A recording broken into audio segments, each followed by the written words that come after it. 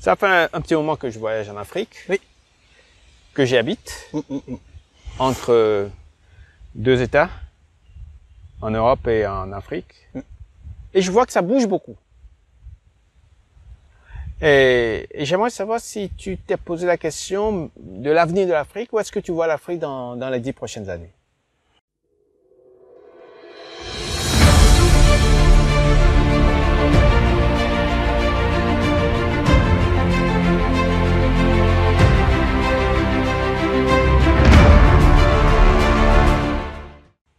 Alors, je risque de te décevoir, mais je suis assez pessimiste sur l'avenir de l'Afrique dans les 10 prochaines années. Tu me déçois là.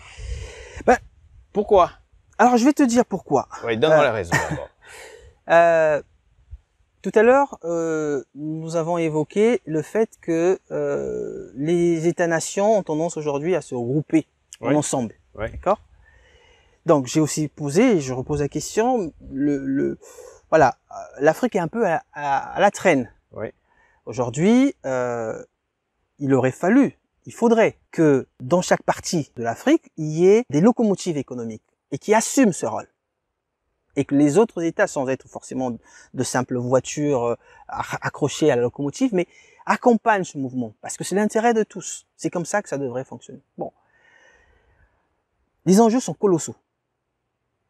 Aujourd'hui, depuis quelques années, les crises économiques se succèdent les unes aux autres. Là, on est dans une période assez complexe avec la crise sanitaire mondiale, la pandémie qui touche. Ouais. Et plusieurs économies souffrent. Or, nous savons, tu sais aussi bien que moi, que l'Afrique est un champ, est une terre vierge, complètement. L'Afrique est sous-équipée, par exemple. Ouais. D'accord? L'Afrique a des ressources considérables. Ouais. Halieutiques, ressources minières, on pourrait, la liste elle est longue. Ouais. Bon. Qu'est-ce qui se passe actuellement? Aujourd'hui, toutes les grandes puissances économiques ont les yeux rivés sur l'Afrique. Ouais. Certains le clament aux efforts et agissent, on va dire, de façon ouverte, au sud de tous, et d'autres le font un peu plus discrètement. Toujours est-il que oui, il faut être en Afrique parce qu'il s'y passe beaucoup de choses. D'accord. Mais où sont les Africains? Où sont les dirigeants africains? Donc, moi je pose la question suivante. Que se passera-t-il quand dans 10 ans, puisque c'est ta question, que se passera-t-il dans 10 ans quand la plupart des dirigeants africains qui aujourd'hui sont en train de s'endetter, sans stratégie, l'endettement n'est pas mauvais en soi, mais il faut savoir pourquoi on s'endette. Si on s'endette pour de l'éducation, pour la modernisation d'une économie, ou pour investir dans le secteur secondaire, ou voilà, de ces choses-là, ça peut, oui. Mais si on s'endette aujourd'hui pour pouvoir payer des salaires, pour pouvoir maintenir un train de vie qui n'a rien à voir avec le développement économique des États, je crains que dans 10 ans, cette Afrique endettée qui héritera les successeurs des dirigeants se retrouve complètement en faillite. Il y a beaucoup de pays qui s'endettent pour payer les salaires? Alors, ce n'est pas moi qui le dis, il y a des rapports qui existent. Alors, pas forcément pour payer des salaires, mais ces États s'endettent et on ne voit pas le fruit concret de cet endettement. Mais la dette va être effacée comme d'habitude? Ah non, ce n'est pas aussi simple que cela. Ah bon? Ah non, ce serait trop simple. C'est vrai que bon, d'accord, il est arrivé dans le passé qu'il y ait un réchellement, voire une annulation de dette d'État. Oui, certes. Mais je crois que le monde a changé. Et qu'aujourd'hui, les bailleurs de fonds, le FMI, qui est là pour un peu soutenir, venir en aide aux États qui se retrouvent en difficulté, pose des conditions de plus en plus drastiques. Parce qu'encore une fois, c'est de l'argent qui appartient à des particuliers ou à des États. Cet argent, il doit être bien géré, comme un bon père de famille gérerait un budget. Donc oui, moi, ma question et mon inquiétude, c'est que dans 10 ans, l'Afrique se retrouve complètement dépouillée, d'accord, et se retrouve dans l'incapacité de pouvoir être dans la compétition économique qui fait rage déjà actuellement, parce que tout simplement, elle aura vendu ses bijoux de famille, parlons très crûment, elle aura cédé consciemment ou inconsciemment, parce qu'elle des territoires ou des richesses. Parce que territoire. Il y a les Chinois qui viennent carrément prendre des territoires, c'est ça? Alors, je ne citerai pas forcément d'États, mais il est évident, hein, malheureusement, qu'aujourd'hui, certains États africains cèdent des centaines de hectares et d'hectares à des États pour pouvoir exploiter des terres, voilà, sans contrepartie réelle. Ouais. La conséquence, pourquoi je le dis, c'est parce que vous avez des États, vous avez des sociétés étrangères dans certains pays que je ne citerai pas, qui exploitent, qui produisent du blé ou qui produisent voilà, du maïs, mais les populations locales dans ces pays-là n'en profitent pas. C'est pas pour autant que le prix du pain a baissé. Ouais. Donc c'est plutôt une production qui est faite pour être exportée. Et c'est quand même un comble.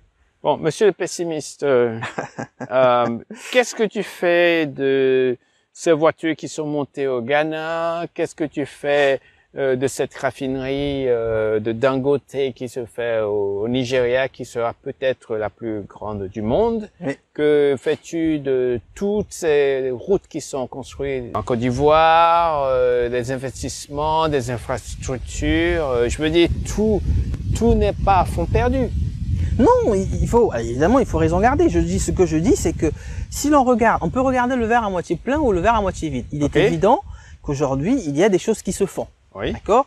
Mais ce sont des entreprises, on va dire, quasi individuelles, qui se font de façon éparse. Ce qu'il faut, ce qui manque, parce que nous sommes en train de réfléchir, de discuter de l'Afrique de manière générale, ce qu'il faut, c'est une vision commune. Alors, c'est intéressant parce que il y a une organisation qui existe qui s'appelle l'Union africaine. Ouais. Bon, je suis désolé, je crois qu'elle porte pas très bien son nom. Parce que ce qu'il faudrait, c'est pas que effectivement Dangote construise de son côté quelque chose, que la Côte d'Ivoire ou le Ghana, le Soudan aussi construise des usines. À un moment, il faudrait dire comment on organise l'interconnectivité de l'Afrique, par exemple, très clairement. C'est pas une fédération quand même, l'Afrique. Non, alors ce n'est pas une fédération, on est bien d'accord. Encore que personnellement, je militerais pour que à terme il y ait une Afrique. Ouais. Mais bon, ça c'est un vœu pieux. Non, ce que je dis par là, c'est qu'à un moment, on est plus fort quand on est unis. Oui. D'accord. Ouais. Les initiatives de certains États, même au sein d'un même ensemble économique, sont in fine contre-productives. Ces initiatives devraient se faire de façon concertée. Que faisons-nous? Alors, oui, d'accord, effectivement, tout n'est pas tout. Encore une fois, je ne critique pas les entreprises. Oui, mais je peux te parler de la route qui va aller de la Côte d'Ivoire jusqu'au Nigeria, par exemple. Oui, c'est une bonne initiative. C'est une bonne initiative. Oui, donc tu vois pas que dans 10 ans, on va peut-être avoir des chemins de fer qui vont sillonner un peu l'Afrique, un peu de partout? Alors, moi, je n'y crois pas trop. D'accord. Je n'y crois pas parce que un chemin de fer, pour donner un exemple, un chemin de fer, en général, prend beaucoup d'années à être construit. On parle de 10 ans. Là. Oui, mais bien sûr, mais 10 ans à l'échelle, c'est très peu. Ouais. Si tu veux construire 1000 km de chemin de fer, entre les projets l'étude des sols, la géologie, etc. Enfin, ça te prend énormément. Là, il faut beaucoup de temps, sans parler du fait que voilà, ce chemin de fer va passer sur des terres. Il y a énormément de choses qu'il faut faire et sur 10 ans, c'est très très peu. Ok. Bon, allez. On va dire peut-être que ça va pas progresser très vite de 10% tous les ans, mais il y a des aéroports qui sont construits, il y a des choses donc peut-être qu'on peut sillonner rapidement l'Afrique en avion, de chemin de fer, pas de train, mais les échanges peuvent se faire et que d'ici 10 ans, eh bien les investisseurs vont venir, les universités vont grandir. Les jeunes vont profiter, tout le monde va investir en Afrique parce que tout le monde en parle. Il n'y a plus tellement de croissance en Europe, il n'y a pas tellement les États-Unis ont des problèmes, etc. Et que l'Afrique est maintenant le continent où on va venir, on va mettre l'argent. Voilà, voilà un discours positif. Alors, mais il faut être prudent, c'est ça. Non, il faut pas. Oui, d'accord, mais moi je suis investisseur. Si j'étais investisseur et que je veux investir en Afrique. Je me poserai beaucoup de questions. Il y a quand même aujourd'hui des freins, certains freins. Alors, ce ne sont pas des choses, ce sont pas des obstacles insurmontables. Oui. Bon, les ressources. Oui. Il y en a beaucoup. Oui, mais bien sûr. Mais je vais te surprendre en te disant qu'un des problèmes en Afrique pour un investisseur, c'est de trouver les bonnes ressources. Là, je parle de ressources humaines. Ok. Sur qui je m'appuie? Il y a les jeunes. D'accord, tu as parlé tout à l'heure d'éducation, d'université, etc. Ok, d'accord. Mais sont-ils bien formés? Sont-ils préparés à affronter le monde du travail? Non, tu vas les former. Oui, alors donc du coup, nous déplaçons nous Ouais. déplaçons notre limite de 10 ans à encore Ouais. plus loin. Ouais. La question, c'est qu'aujourd'hui, moi, je vais investir, je suis investisseur, d'accord, Lambda. Ouais. lambda. Je vais voir une banque, je suis prêt à mettre un ticket de 10 millions d'euros, de francs Ouais, CFA. attends, ouais. Ben, je vais me dire, ok, sur qui je m'appuie pour porter ce projet? Parce que je vais pas le faire seul, d'accord? Donc, l'une des questions, c'est de trouver les ressources, les personnes fiables, les personnes qui sont capables de comprendre le projet et qui partagent la vision. Mais à côté, par ailleurs, il y a tout cet environnement. Je veux dire, le climat des affaires. Est-il sain? Est-il stable? Donc, toutes ces choses doivent être travaillées de façon commune au sein des États. Parce que tant que tout cet environnement-là n'est pas posé, d'accord, l'Afrique offre d'opportunités, d'énormes opportunités. Mais à ce moment-là, si rien n'est fait, ben on continuera à faire ce qui malheureusement se fait dans beaucoup de pays d'Afrique, c'est-à-dire à être dans à stagner au niveau du secteur primaire, c'est-à-dire qu'on vit de l'extraction de matières premières qui sont exportées, qui sont transformées et qui nous reviennent et qui nous coûtent excessivement cher. Ok. Finis quand même sur un point positif. Si tu veux voir le verre à moitié plein. Alors, qu'est-ce serait ce ça va te paraître paradoxal, mais je pense que la richesse d'Afrique, c'est sa jeunesse. C'est sa jeunesse, oui. Et j'ajouterai un autre élément qu'on n'a pas encore abordé, c'est la révolution technologique, numérique, le numérique qui était en train de l'accompagner. C'est-à-dire qu'aujourd'hui, tout à l'heure, j'ai évoqué le fait que voilà, on est tous interconnectés. Finalement, ces jeunes ont soif de connaissances, ont soif de connaître, ont soif de découvrir, finalement, ils veulent s'évader, ils veulent avoir un autre monde, ils veulent qu'on leur propose autre chose. Alors, beaucoup de ces jeunes aujourd'hui, plusieurs de ces jeunes aujourd'hui ne sont plus dans l'attente c'est-à-dire qu'ils ne sont plus à attendre que le politique, que la nation, que les États, que leur apporte. Ils vont le chercher. Alors il y a des revendications fortes de la part de ces jeunes. Donc oui, effectivement, cette jeunesse-là, elle est en train de prendre conscience que quelque part, elle a dans ses mains les clés de sa réussite.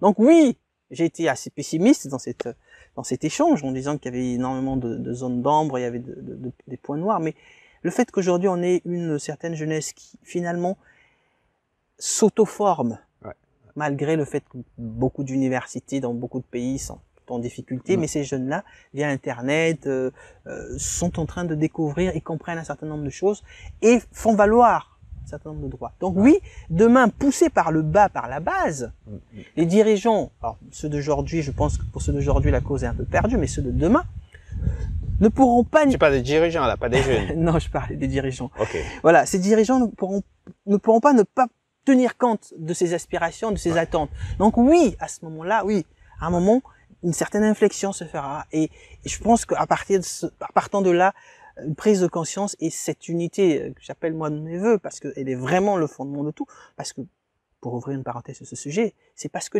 d'autres parties du monde, on va dire d'autres compétiteurs, oui, ceux qui viennent aujourd'hui, les États, les grandes puissances qui viennent aujourd'hui, je ne dirais pas se servir, mais qui viennent prendre des parts de marché finalement à des entreprises africaines parce qu'elles n'existent pas. Et ils ont conscience du fait que elle est faible, l'Afrique. Elle est faible parce que nous ne sommes pas bien organisés, nous ne sommes pas du tout organisés et nous ne sommes pas du tout unis. Et donc, ces puissances jouent sur nos faiblesses. Et c'est de bonne guerre. Et c'est pour ça que je dis, cette jeunesse-là, elle doit prendre conscience du fait que c'est une vraie force. Et elle représente quelque chose de puissant et que c'est à elle de saisir son avenir et de se lancer et de l'audace. C'est dans de l'audace qu'on y arrive et ne pas se dire ça on peut pas y arriver, c'est trop compliqué, c'est d'essayer et de réessayer et on finit par y arriver. Donc il y a comme un pouvoir latent une jeunesse qui ne demande qu'à pouvoir agir, mais à cause des dirigeants et à cause de l'infrastructure, à cause de certaines choses, tu penses que ça va prendre un peu plus de temps. En conclusion, c'est plus ou moins cela que si les dirigeants ne sont pas attentifs aux attentes de la jeunesse, aux attentes des besoins, et tu as cité aussi des investisseurs étrangers qui peuvent venir et dire, bon, sur qui je vais m'appuyer? Et s'ils ne trouvent pas ça en face, ils vont se dire, ok, je vais attendre un petit peu avant d'investir et tout ça.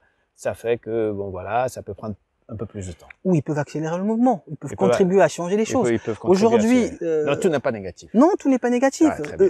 Encore une fois, tout est question de, voilà, où est-ce qu'on va? Ouais. Qu'est-ce qu'on veut?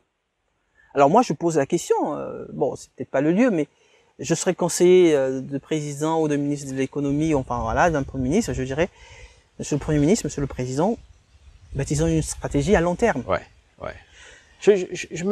Franchement, je me demande pourquoi ils font pas ça. Alors, oui, effectivement, la question se pose. Pourquoi? C'est une question logique. C'est une question logique. Alors moi, je m'avancerai pas à donner une explication unique. Moi, je pense que, voilà, on est encore avec une certaine classe dirigeante qui, en Afrique de manière générale, souvent, ce sont des personnes qui sont nées avant les indépendances, qui ont vécu avec une certaine, voilà, je veux pas dire, qui ont été influencés. Peut-être qu'ils n'ont pas les mains libres. Il n'empêche qu'il y a un certain nombre de choses, d'initiatives qui peuvent être faites. Ouais. On peut très bien être lié, enfin je veux dire avoir les bras liés, mais la bouche. Ouais. Et les pieds libres. Et les pieds libres, on peut très bien exprimer, échanger. Donc oui, non, je pense qu'effectivement, alors c'est très difficile comme question parce que il faudrait dans la tête de tous ces dirigeants leur dire mais pourquoi ne faites-vous pas? Pourquoi ne faites-vous pas? Alors peut-être qu'effectivement il y a des pressions. Ça change quand même. Alors les choses changent. Encore heureux, nous sommes dans un monde dynamique. Effectivement, les choses ne sont pas figées et les choses sont appelées à changer. Elles changeront. Donc je pense que influencer encore une fois, poussé par la base, parce que bon, si vous ne pouvez pas changer les choses par le haut, on peut toujours essayer de changer par le bas. Il y a une vraie attente, une vraie demande de changement. Donc, à un moment ou à un autre, il faudra tenir compte de ces aspirations, parce qu'autrement, on est sur, voilà, on est sur un volcan, en sommeil, et à un moment, ça explosera. Vive l'Afrique quand même. Oh. Oui, on peut dire. Non, on peut pas dire. On pourra dire vive l'Afrique, mais je veux dire, voilà, c'est des valeurs humanistes. Je pense que voilà, il y a des choses qui sont partagées, des valeurs qui sont assez universelles et qui sont bien vécues dans d'autres parties du monde. Et je me désole de ce que ces valeurs-là ne sont pas portées au nu, justement, en Afrique, par ceux qui ont la responsabilité de conduire des peuples. Et économiquement parlant, il y a tellement de choses à faire. L'Afrique, elle est tellement riche, elle est tellement belle. Bon, pourquoi est-ce que finalement, on la rend pas belle? On la rend pas belle. Donc, c'est à nous de jouer. Ok, merci beaucoup. Merci Jacques.